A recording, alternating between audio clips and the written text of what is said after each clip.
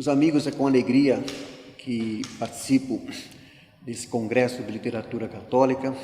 Parabenizo a iniciativa do Eduardo, do Joel, de todos aqueles que de algum modo contribuem para que o Congresso aconteça. E você, ouvinte, que ingressou aí para assistir às palestras, realmente é muito importante, especialmente por ser literatura católica. A Igreja, em sua história biblinar, tem uma riqueza cultural enorme, a partir da base que é o Evangelho de Nosso Senhor Jesus Cristo, e essa riqueza literária, ao longo de 20 séculos, ela é apreciada a cada geração, especialmente por aqueles que querem compreender melhor o ensinamento da Igreja a respeito de todas as questões da vida.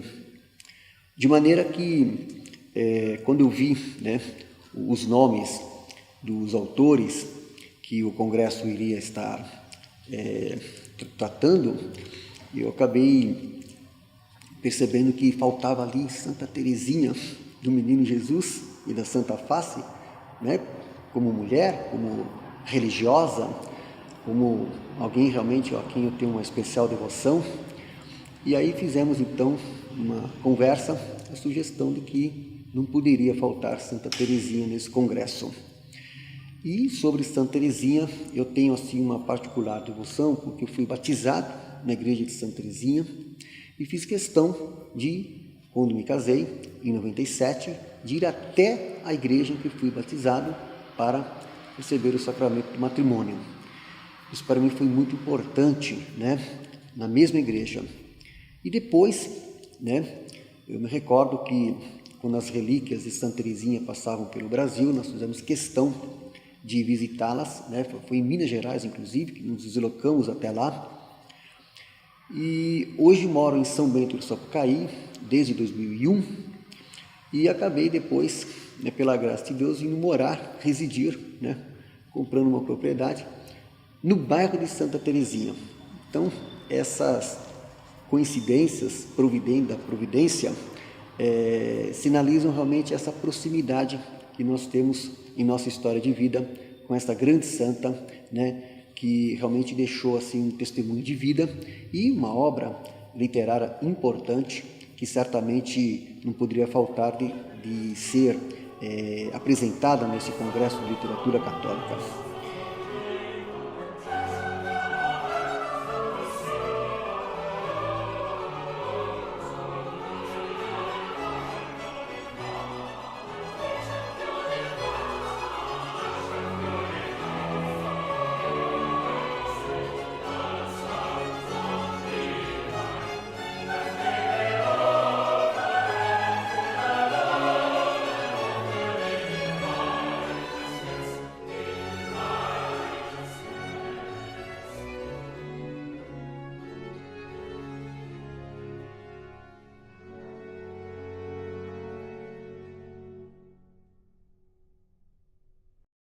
Eu quero lembrar, que quando a gente ouvia falar de Santa Teresinha, eu quero observar, assim, algo assim que sempre me chamou muita atenção, assim, a incrível popularidade de Santa Teresinha, depois, eu acho que de Nossa Senhora, é a santa mais popular da história da Igreja, da história moderna, principalmente, do século XX, e os papas realmente reconheciam já no tempo do processo de sua beatificação e de sua canonização, a extraordinária popularidade de Santa Teresinha, uma coisa que foi acontecendo naturalmente, não que em vida, na sua vida ela não teve essa popularidade, mas depois da sua morte, de uma vida breve, porque ela morreu com 24 anos, as coisas foram acontecendo de uma tal forma, os milagres, os testemunhos, os depoimentos, quer dizer, as histórias que foram surgindo, os encontros com a vida de Santa Teresinha, a sua literatura que ela deixou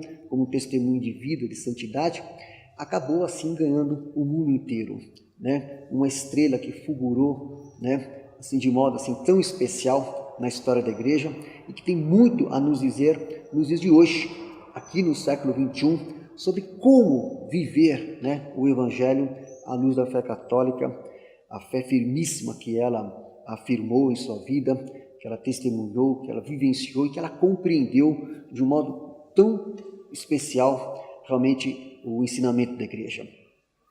Eu quero lembrar que em relação a essa questão da popularidade, eu acho que talvez mesmo só São Francisco de Assis, né, tem essa popularidade espontânea que veio a partir de sua vida.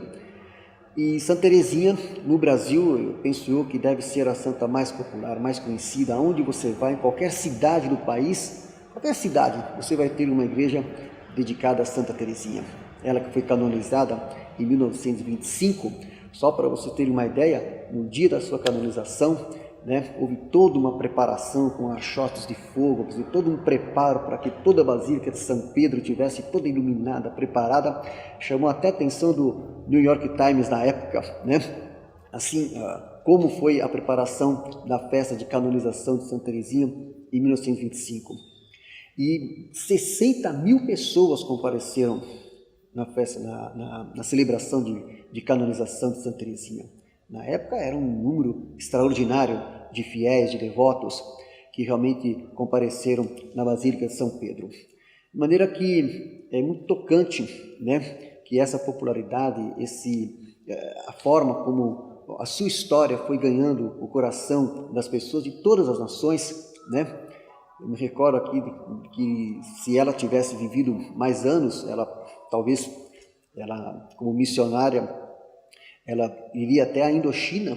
Havia até já cartas, né, correspondência no sentido de que ela pudesse ir até para a Indochina francesa, então ganharia até a Ásia, quer dizer, mas viveu 24 anos apenas na França. Ela teve apenas um período em que ela viajou com o seu pai, né, para Roma e algumas cidades ali da Itália, né, Milão, Veneza, Loreto, Assis, Nápoles. Então, algumas cidades de peregrinação, que ela foi por ocasião do jubileu do Papa Leão XIII, né?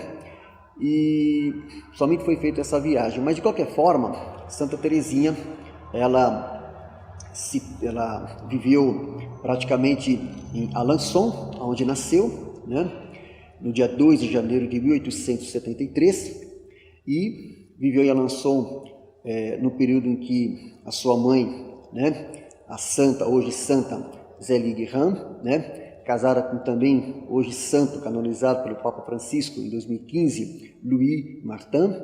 E o que é muito bonito se ver na história de Santa Teresinha é que nesse período em que ela viveu em Alençon, nasceu em Alençon, né, ela já desde o início teve assim a graça de ter uma família santa.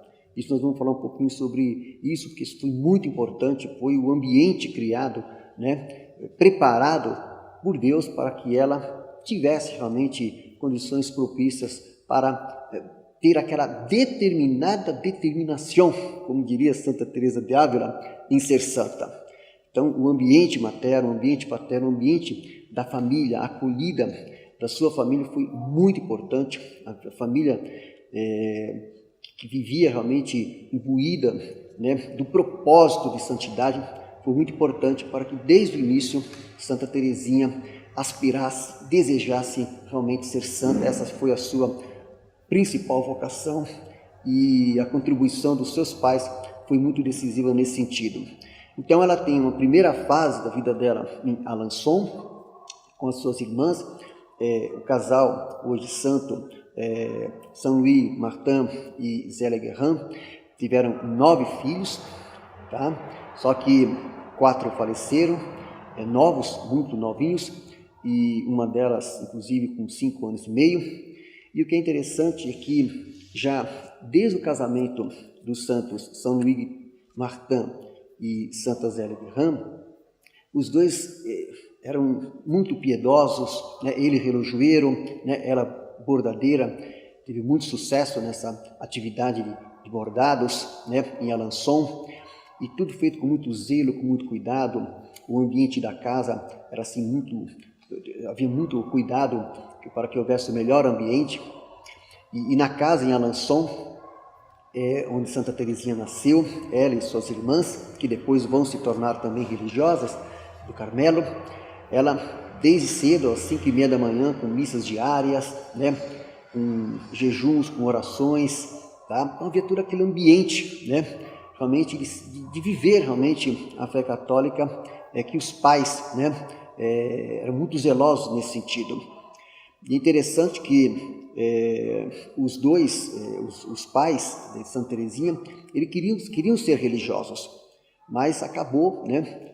Os dois tiveram uma história de que houve um impedimento, né? Tanto que, por exemplo, o Louis Martin, né, não sabia latim quando ele foi se apresentar, né, a querer seguir a vida religiosa. E também a Zélia Guerrin também acabou não sendo aceita. E acabaram se conhecendo e se casando. E mesmo quando se casaram, aconteceu uma coisa muito interessante. Eles queriam manter uma vida assim de piedade e até de abstinência, né? E aí o confessor deles disseram: não, vocês casaram, vocês têm que estar abertos à vida. E aí eles compreenderam realmente essa sacralidade do matrimônio com abertura à vida e tiveram nesse ambiente de devoção e de profunda fé, tiveram 9 filhos. E se eles com docilidade ao Espírito Santo compreenderam que não era da vontade de Deus que eles fossem religiosos, mas que tivessem a família, que vivessem a sacralidade do matrimônio, então eles aceitaram e deram cada um o melhor de si para ter uma família exemplar, né, em todos os aspectos.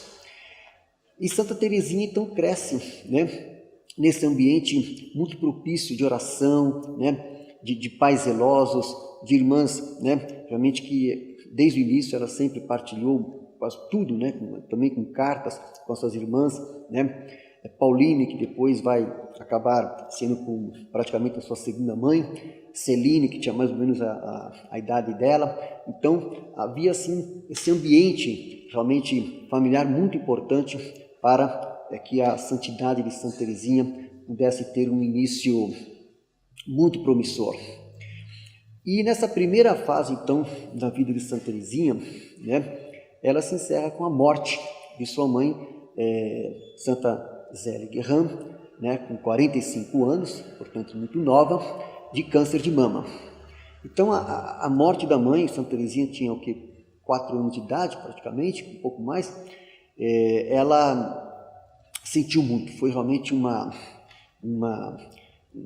primeiro baque, um primeiro impacto muito forte. Ela ficou muito retraída, muito fechada, muito sentida com isto, mas há uma coisa muito interessante que eu quero ressaltar, que a presença da mãe, né, a presença da mãe na vida de Santa Teresinha é para a vida toda. É isso que é algo, porque ela teve mãe, teve pai, o ambiente da família, aquilo foi algo assim incrível, né? Quer dizer, como aquilo deu a ela uma força muito grande e, claro, criou também desafios para ela também muito grandes, mas a presença da mãe foi importantíssima. A mãe de Santa Teresinha tinha um temperamento muito forte, muito ativa, muito dinâmica. Ela herdou um pouco isso, porque Santa Teresinha também era assim, bem, né? Às vezes até imperativa, assim, um pouco geniosa, assim, um pouco assim né? No sentido de que ela tinha muita força, ela era muito ativa, né? Muito determinada. E o que é interessante é que essa determinação dela foi canalizada para o mais importante da sua vida, que era a santidade. Ela tinha, né, a determinação de ser santa. E sabendo que ser santa implicava, né, em sacrifícios, né, em renúncias e tudo aquilo que a gente sabe que é exigido para aquele que realmente aceita, né, o caminho da santidade.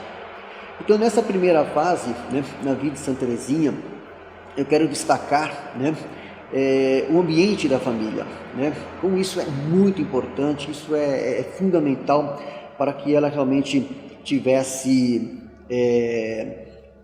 a compreensão de que o chamado que Deus fazia à sua vida era o chamado à santidade. Teve no espelho, no exemplo dos seus pais, a força, a âncora, né, para o que ela viria a viver depois em sua vida. Quando sua mãe falece, né, o seu pai sai de Alençon, né, vende a sua propriedade e vai para Lisieux. Então, é um segundo momento na vida de Santa Teresinha, tá? Em que ela vai passar em Lisieux, numa propriedade muito bonita, né? Até hoje tem lá a propriedade que vocês podem visitar, um local maravilhoso, né? Le Buissonnet, lugar lindo, né?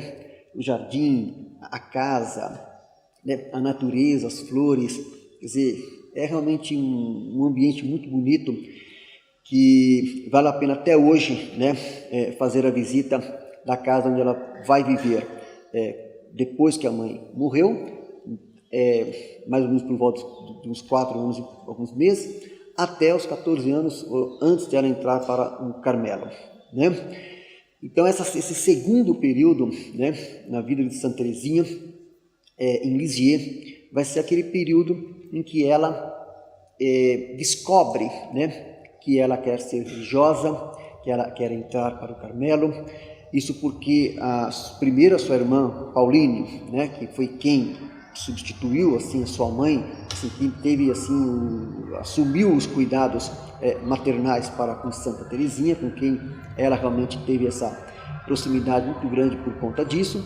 Vai ser a primeira que vai para o Carmelo em 1882. Então vai ser uma segunda perda para Santa Teresinha, quer dizer, primeiro da mãe, depois de Pauline, quando ela vai para o Carmelo, em 1882. E depois, né, mais para frente, sua outra irmã, Marie, também vai para o Carmelo, em 1886. E aí, Santa Teresinha, ela tem esse desejo de também ir para o Carmelo. Só que aí, o que acontece? Ela é muito nova, né? Ela é muito nova e começam a ter ela vai enfrentar uma série de obstáculos, no sentido de que série de fatores, entre elas a idade. E ela quer ir para o Carmelo, ela quer seguir a vida religiosa, isso ela já está decidida a isso. Portanto, ela, no entanto, ela tem essa barreira, né, da idade. E o que é interessante, muito assim, interessante observar, que as dificuldades, os problemas, os desafios, né, as contrariedades, os aborrecimentos, os impedimentos, tudo isso nada abala a sua determinação de seguir a vida religiosa. Nada abala, pelo contrário. Ela persevera nesse desejo muito forte de ir para a vida religiosa. E numa viagem, né, que ela vai fazer com sua família, né, com seu pai para Roma, né, para o jubileu do Papa Leão XIII, ela tem o ímpeto de se dirigir até o Papa Leão XIII, tá, e pedir para ele, né, para o Papa, tá, a autorização para ela ingressar no Carmelo. Acho que isso é um gesto assim muito bonito, muito tocante, né?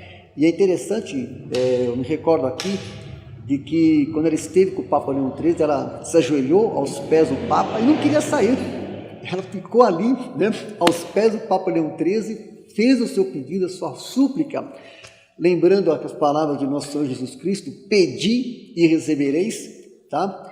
E o Papa Leão XIII a confortou, dizendo: olha, faça o que os teus superiores, né, decidirem, tudo, e deu anuência para que ela seguisse a vida religiosa com pouca idade, né, e ela teria que esperar aguardar aí uns 15 anos, pelo menos, e ela estava ajoelhada aos pés do Papa Leão XIII, até que os guardas suíços tiveram que retirar. Falaram assim: olha, tem outro que precisa também falar com o Papa. Em suma, ela tinha muito essa força mesmo, essa determinação, esse envolvimento, né, com as coisas que ela fazia. Então esse encontro com o Papa Leão XIII foi muito importante, e quando eles retornaram então a Lisieux, ela teve então condições e autorização para ingressar na vida do Carmelo, que vai acontecer realmente só em 1888, no dia 9 de abril, né, de 1888. Mas até lá, um pouco antes acontece um momento, eu estou falando assim, né, uma conversa assim, nada anotado, tá?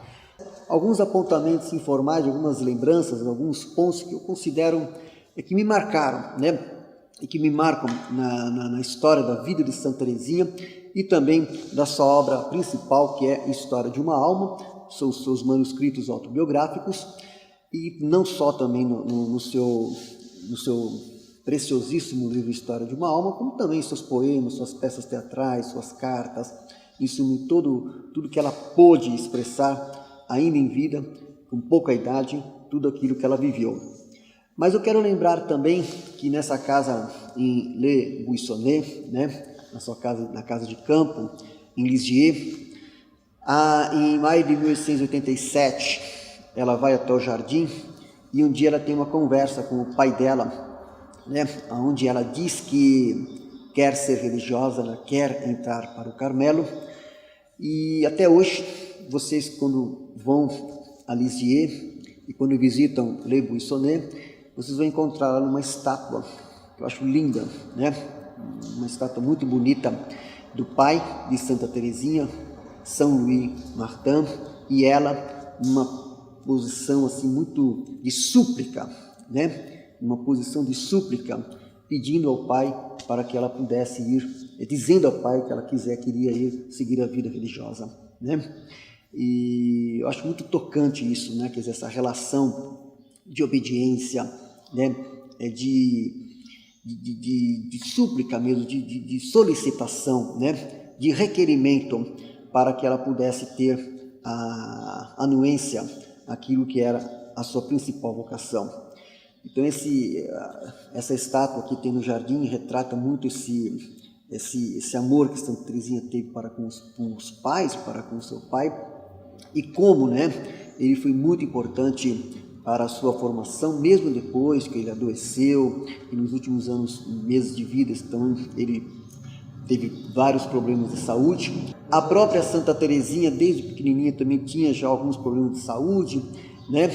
Tanto que ela teve que ficar um período na casa de uma pessoa para que ela fosse tratada e cuidada de modo especial, depois retornou à casa de Alençon, mas mesmo com a sua fragilidade, né, física, que depois vai se agravar no final da sua vida com a tuberculose, né, a gente percebe, né, o quanto essa relação que ela tinha com os pais e com o seu pai era muito importante para que desse força para aquilo que ela sempre desejava e como vocação principal em sua vida. Então, esse segundo período da vida de Santa Teresinha em Lisieux é marcado então por esse desejo muito forte a ir para o Carmelo, a sua vida com as irmãs em Lisieux. E também tem uma outra questão que eu quero ressaltar aqui, interessante, é que nesse período em Lisieux ela foi estudar, né? Foi estudar com os beneditinos numa escola, e a experiência na escola foi muito ruim, tá? Tem outra coisa que eu estou assim, agora me recordando aqui, falando de cabeça, como eu estou dizendo assim, e me chamou muita atenção. Por quê? Porque isso tem a ver hoje com o que a gente vê no Brasil, com esse movimento pelo homeschooling, né? Como isso dá certo, como isso sempre funcionou, né? A educação em casa, né? Feita pelos pais, que dá aquela formação, tá? Isso funcionou. Santa Teresinha, assim como a princesa Isabel, a nossa princesa Isabel aqui no Brasil, o próprio Dom Pedro II foi professor dela, um dos professores, né? Que ele não abriu mão de poder dar essa formação em casa. E quando Santa Teresinha vai para a escola, nossa, foi terrível, né? Foi terrível. Primeiro pela pouca idade, ela já sabia muito, né? Ela já sabia muita coisa. Então ela chegou na escola e só tirou as melhores notas. Aí o pessoal ficou com ciumeira dela, aquela coisa toda, e ela ficou sentida de que, né, havia um ambiente de muita hostilidade. Ela teve muita hostilidade na escola e realmente ela ia bem nas matérias, só redação e aritmética. Parece que ela não tinha assim, não saiu tão bem, por incrível que pareça, a redação, que depois ela vai se tornar a grande escritora que nós conhecemos.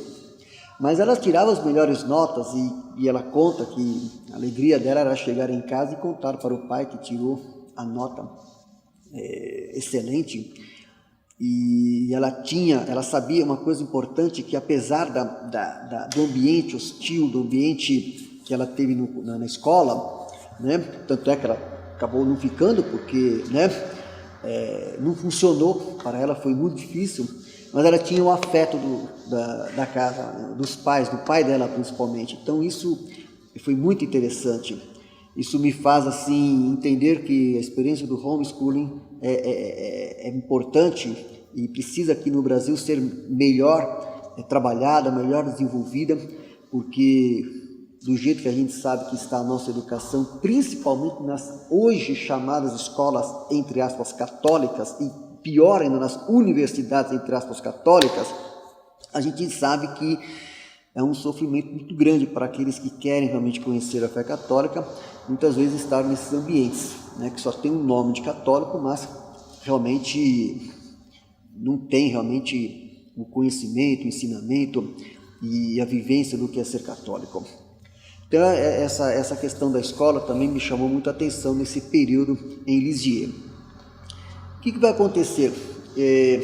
Eu quero depois chamar a atenção aqui de que quando ela finalmente entra para o Carmelo em 1688, depois com a sua profissão de fé em 1690, então tem a terceira fase da sua vida, né, que é a sua vida no Carmelo, né, a sua vida com as irmãs, né, depois como guia das noviças, e em suma, é nesse período, e depois, já nos últimos meses da sua vida, quando ela pega a tuberculose, então o seu padecimento, o seu calvário, a sua cruz, né, sofreu com um sofrimento físico muito grande, tá, para uma jovem moça bonita, né, e talentosa e inteligente que era Santa Teresinha, e uma alma viva, né, vivificante, quer dizer, de um grande entusiasmo pela vida, mas que aceitou a viver a cruz, porque tinha a ver realmente com tudo aquilo que Deus havia preparado, o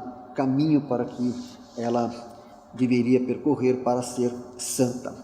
Agora, então, são 3 períodos então na vida de Santa Teresinha, né? O período de Alençon, com a mãe, o período em Lisieux, com o pai e as irmãs, e depois o período no Carmelo, onde ela vai ficar até a sua morte em 1897, dia 30 de setembro de 1897. Bom, eu anotei algumas coisas aqui que eu gostaria de estar destacando aqui para vocês, que me chamaram a atenção, que é o seguinte. Primeira coisa que eu quero destacar aqui, tá? Nessa rápida conversa que estamos tendo sobre Santa Teresinha.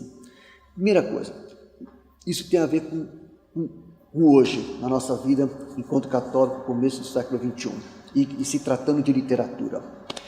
O que eu vejo hoje é o seguinte: muitos talentos jovens, hoje na nossa geração, às vezes não tão jovens assim, querem escrever livros, né? Querem fazer uma literatura para ganhar dinheiro e para fazer sucesso.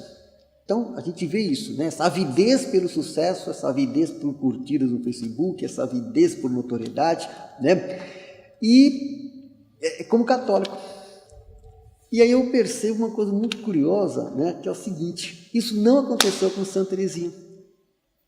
Isso que eu quero destacar é o seguinte: os grandes santos, né, na vida da igreja, não escreveram imbuídos por notoriedade neste mundo. Poderia até acontecer, pode acontecer, você pode ter uma posição social, você pode ter um cargo, você pode ter até um certo prestígio, isso pode acontecer, mas isso dá mais responsabilidade, porque ao que muito foi dado, muito será cobrado.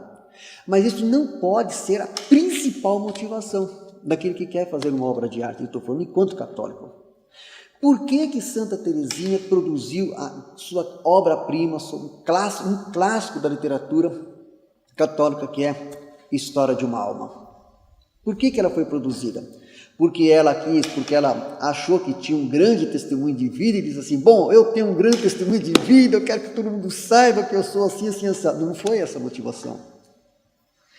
porque houve uma solicitação das suas superioras.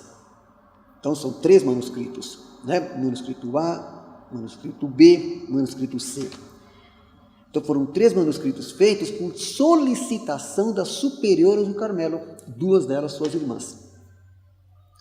Então ela fez uma literatura por obediência, não foi por vaidade, e não foi por motivação à notoriedade, e não foi para ganhar dinheiro. Então isso eu quero chamar a atenção, porque a gente vê hoje, né, principalmente com a literatura moderna, né, e depois pós-moderna, a gente vê que esse afã de escritores, né, que querem, né, serem o best-seller. E para você ser o best-seller, você faz qualquer negócio. Você, né, não vou nem citar nomes aqui para não criar depois celeumas, entendeu?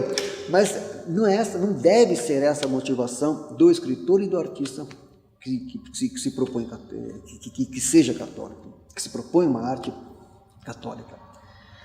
Então eu quero destacar assim que a literatura feita por obediência, ela primeiro faz um manuscrito A, retratando a sua infância, por solicitação de sua irmã, né, que na época era superiora, e depois ela vai produzir mais 2 manuscritos, onde um deles ela vai falar mais especificamente da sua doutrina, do seu pequeno caminho, Le Petit Voile, que ela descobriu a partir de sua experiência, um método muito particular, que eu vou falar rápido também daqui a pouco sobre isso, né? Como o método de Santa Teresinha teve depois um enorme sucesso para que a gente entenda, né, o que a fé católica exige de nós, porque ela tem essa distinção, né, muito específica, e depois a sua experiência no Carmelo com as religiosas, né, quer dizer, que também por solicitação da superiora, que pediu para que ela escrevesse já no período em que ela estava doente e sabendo que iria morrer. Então, isso me chama a atenção, né, na literatura de Santa Teresinha. Quer dizer, ela escreveu para a posteridade. Ela não escreveu para o seu tempo presente, para ser notável no seu tempo presente. Isso é muito importante. Eu vejo muita gente produzindo muita coisa boa hoje, mas não tem esse afã. Vive a sua vida, o seu dia a dia, os desafios do seu dia a dia e produz, né? Se acontecer de ter notoriedade, é um fato que depois, repito, cada um tem que administrar essa realidade, porque é o que muito foi dado, muito será cobrado.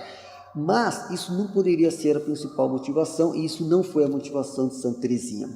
Agora, em relação ao conteúdo, né, da sua riquíssima experiência de fé, retratada principalmente na sua autobiografia, nesses manuscritos autobiográficos, nós temos hoje muitos vídeos, muitos estudos sobre a história de uma alma. O padre Paulo Ricardo tem uma aula muito boa, né, sobre a história de uma alma, e alguns vídeos até, e outros estudiosos carmelitas, de maneira que eu não quero assim repetir, né, o que outros já disseram, mas apenas fazer aqui uma partilha daquilo que me tocou, aquilo que me toca em Santa Teresinha e que me diz que tem a ver também com a minha experiência de fé, né? E que penso eu que possa contribuir também para a sua experiência de fé enquanto católico.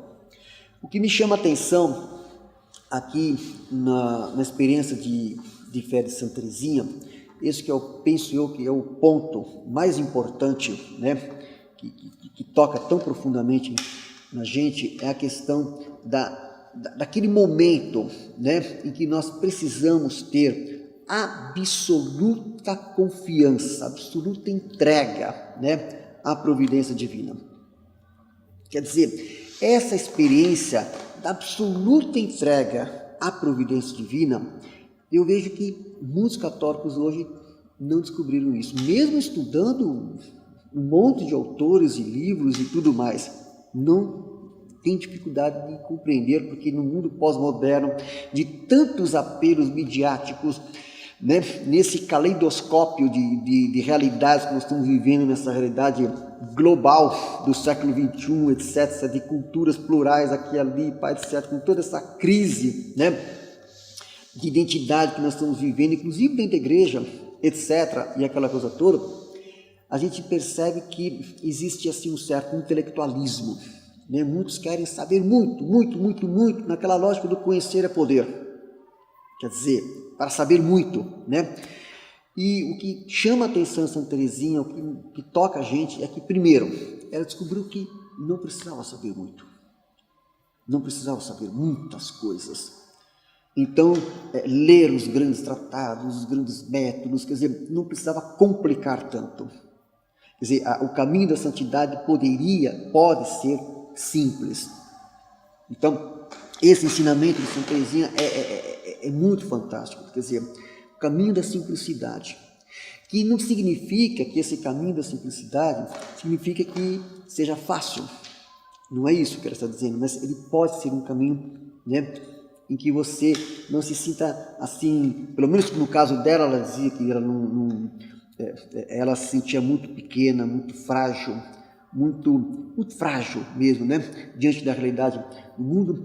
E aí ela vai perceber, né, que ela só poderia, e aí que ela acerta na sua compreensão do que é o ensinamento do Evangelho do nosso Senhor Jesus Cristo, a partir da doutrina católica, que a Igreja ao longo dos séculos sempre ensinou e que marcou a vida de todos os santos, essa compreensão que a tornou doutora da Igreja, porque ela foi elevada, né, a doutora da Igreja, 33 doutores da Igreja e 4 mulheres, ela a 4ª mulher doutora da Igreja, justamente por essa compreensão. Ela usa uma imagem que eu acho muito bonita, a do elevador, né?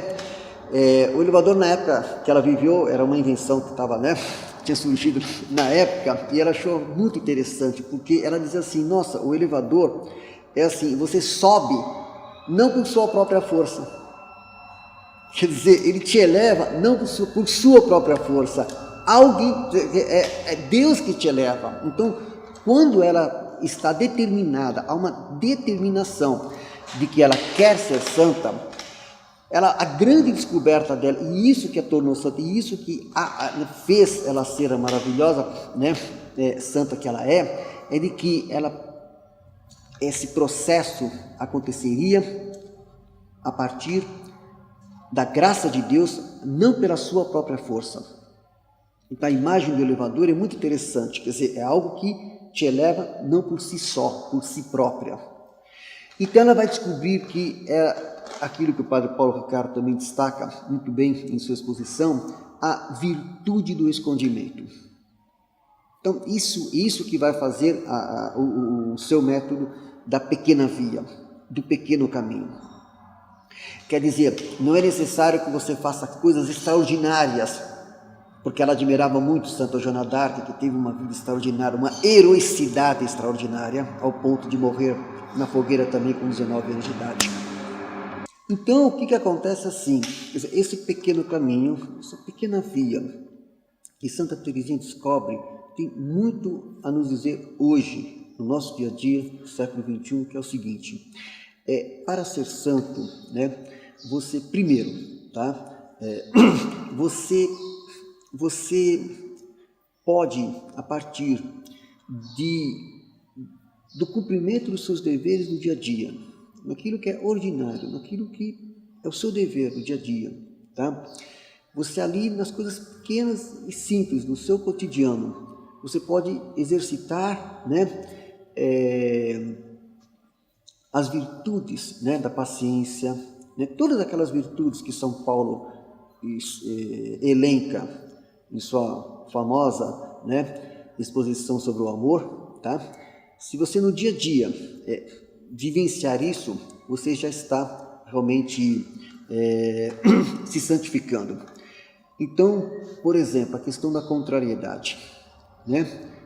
A capacidade que nós, aquilo que nós precisamos fazer para, diante das contrariedades, diante dos padecimentos, diante das tristezas da vida, diante daquilo que não compreendemos, diante das humilhações, diante da inveja, diante dos ciúmes, da maldade mesmo das pessoas, sabe? A gente ter a capacidade, né? Assim, a disposição, não vou nem dizer a capacidade, mas a disposição do coração de, primeiro, confiar, né? Confiar em Deus que opera. Então, quer dizer, eu não vou fazer justiça com as próprias mãos, eu vou confiar na justiça divina, na providência divina, na misericórdia de Deus e rezar pela salvação das pessoas. Uma coisa que eu acho muito interessante em Santa Teresinha, quando perguntaram para ela por que ela queria entrar para o Carmelo, ela deu uma resposta que eu acho muito importante. Isso é um resumo, né, de todo o seu itinerário. Ela disse que queria salvar almas e rezar pelos padres. É algo assim muito interessante, porque hoje, mesmo diante da crise que a igreja vive, a gente percebe que muitos católicos, nós inclusive leigos, rezamos muito pouco pelos padres, por aqueles que aceitaram, né, essa missão do sacerdócio, que a gente sabe que é uma missão de muitas renúncias, que deve ser, né? E no entanto rezamos poucos pelos sacerdotes, e também rezamos muito pouco pelos papas e pelo Papa. O Papa Francisco, eu me recordo que logo que apareceu no balcão da Basílica de São Pedro, no dia 13 de março de 2013, ele pediu para que rezasse por ele. E a gente viu aí um monte de opiniões aqui, ali, mas pouco oração. Então, Santa Teresinha, ela tinha muito disso, né? Quer dizer, de rezar pelos padres. Isso fazia parte da missão dela, né? Rezar pelo sacerdócio. Então, é assim, a pequena via, quer dizer, você no dia a dia, você aceitar, né? Confiante na graça de Deus, os padecimentos do dia. Aquilo que o próprio nosso Senhor Jesus Cristo fala: não andeis ansiosos pelo dia do amanhã, a cada dia basta o seu mal. Então, quer dizer, a partir disso, Santa Teresinha foi vivenciando com as irmãs do Carmelo essa experiência, né? Tipo assim, aquela irmã que era assim, sabe, hostil, de temperamento difícil, né? Aquela irmã, aquela religiosa, aquela companheira de convivência, que não gostava dela, que não a apreciava, que não a reconhecia, suas virtudes e qualidades, etc. Pois justamente aquela irmã, aquela companheira, aquela colega, aquela irmã, é quem Santa Teresinha procurou, né, pôr em prática a experiência do amor. E aí o Padre Paulo Ricardo fala em sua exposição que é muito importante, que a gente, quando ama, a gente não ama por causa da pessoa, a gente ama por causa de Deus. Quer dizer, o verdadeiro amor é por causa de Deus, tá? Quer dizer, a gente ama a igreja, a gente vive a vida de igreja, a gente vive a nossa vida enquanto comunidade de fé por causa de Deus. Quer dizer, então, o amor, quando é vivido por causa de Deus, dá força para a gente superar as dificuldades e compreender a dimensão do sofrimento, inclusive, e ter essa entrega e esse absoluto abandono na graça de Deus. Isso é muito importante, isso é um ensinamento assim fantástico da experiência de Santa Teresinha, que eu procuro também, dentro da minha fragilidade, dentro das minhas limitações, né, o exemplo de como ela se santificou pela pequena via, né, aceitando realmente aceitar os padecimentos do dia a dia como mortificação, apesar que ela também fazia outras mortificações, mas aceitar isso e deixar tudo nas mãos de Deus, porque Deus opera, Ele tem um plano, Ele quer a nossa salvação.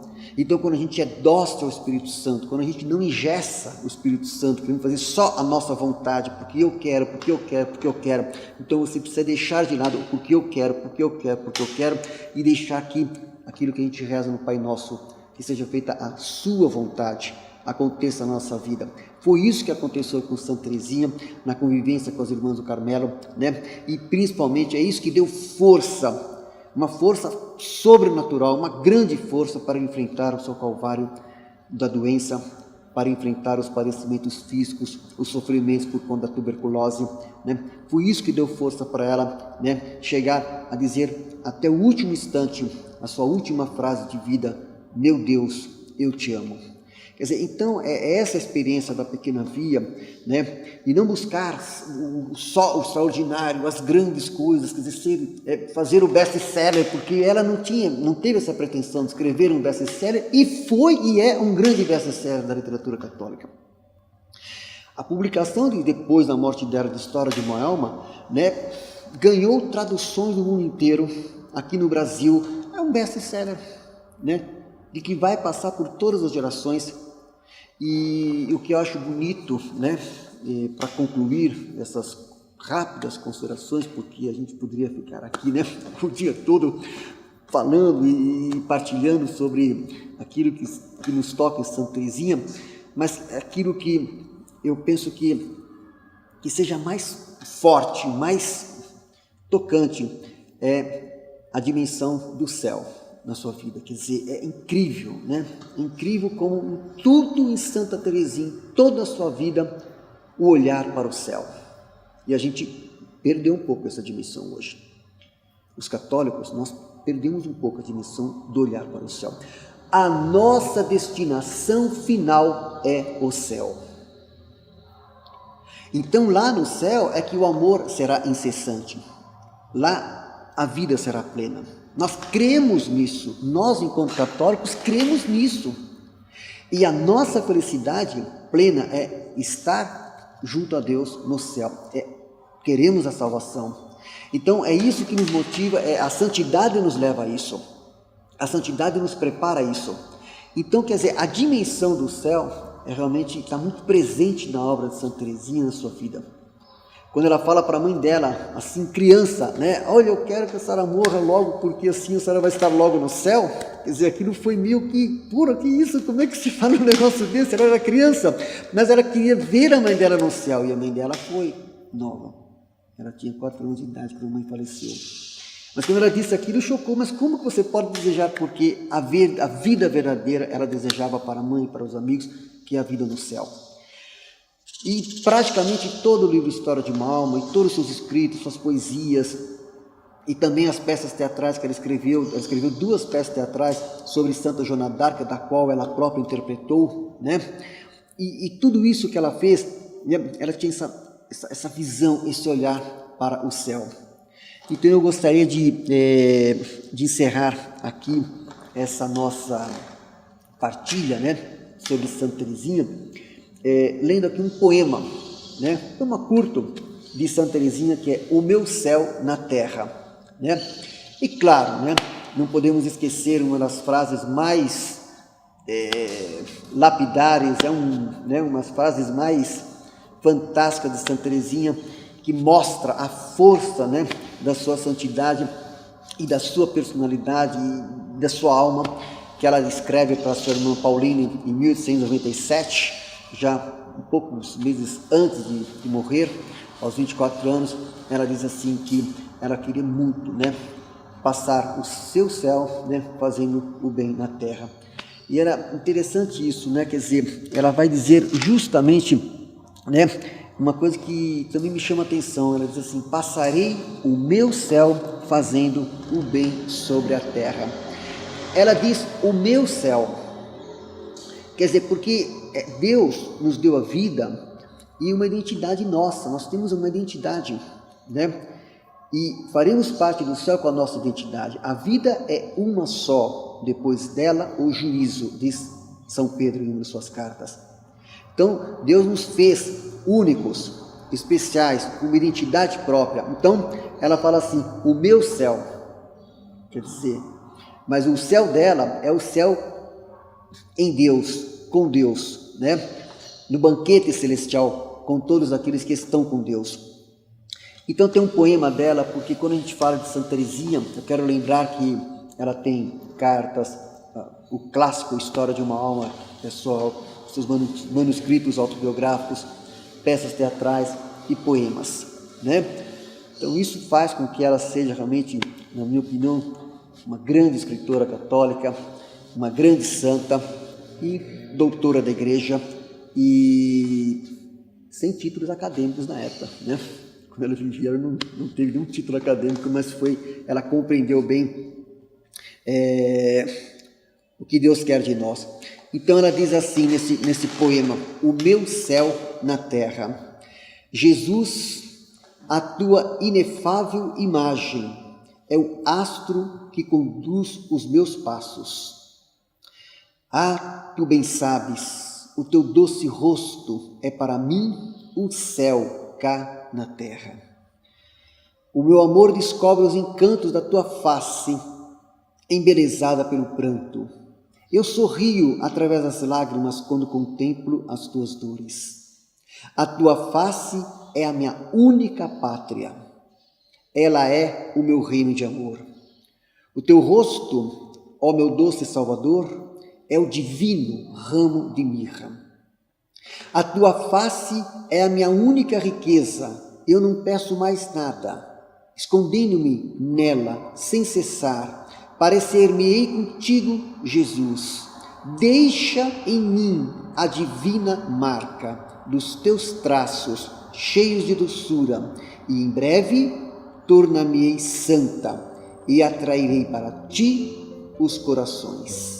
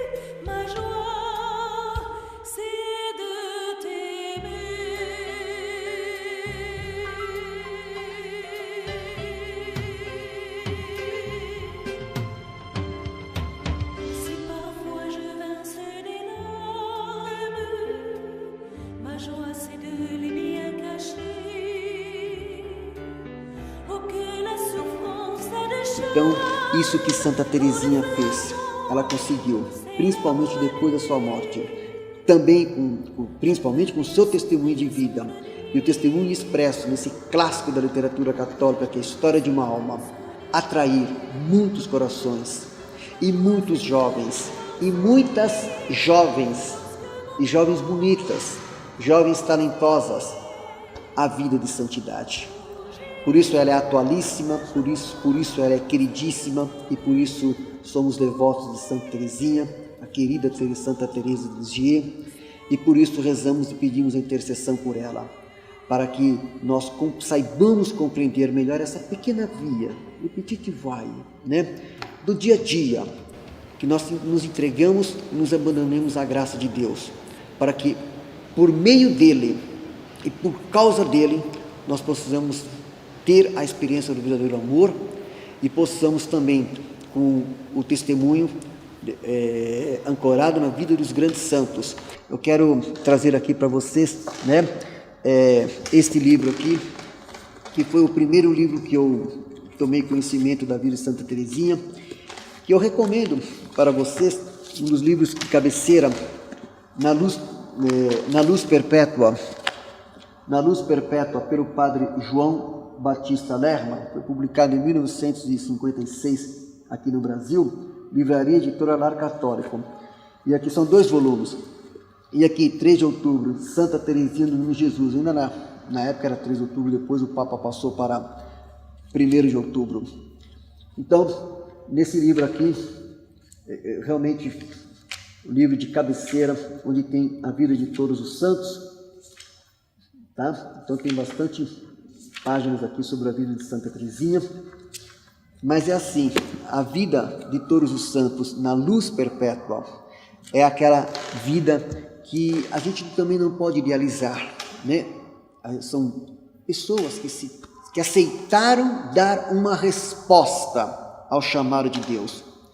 E com dificuldades, com problemas, com limitações, com fragilidades, com lutas interiores, né? Com maturação num processo de vida, do cotidiano, e acima de tudo, né? Com a confiança de que aonde não chegamos, Deus chega. E eles tiveram essa experiência. Eles aceitaram essa experiência de serem acolhidos nos braços de Deus, por intercessão de Nossa Senhora, de viver a experiência feliz da comunhão dos santos. E é isso que nos dá essa felicidade. E é por isso que, na luz perpétua, nós com certeza, enquanto católicos, nos espelhamos, nos recorremos para que a vida desses grandes santos possa nos servir de força, né, pela graça de Deus, para que a gente também, enquanto católicos, possamos caminhar, fazer essa pequena via com a convicção, aquela mesma convicção que Santa Teresinha tinha, de que ela queria ser santa, que nós também possamos chegar lá, pela graça de Deus, para juntos possamos todos um dia fazer parte da glória que é estar no céu.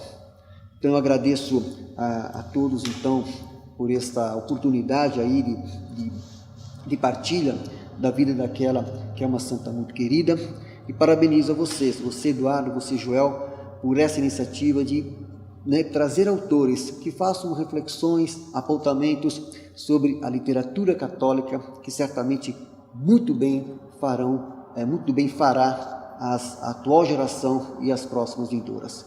Muito obrigado, que Deus os abençoe sempre.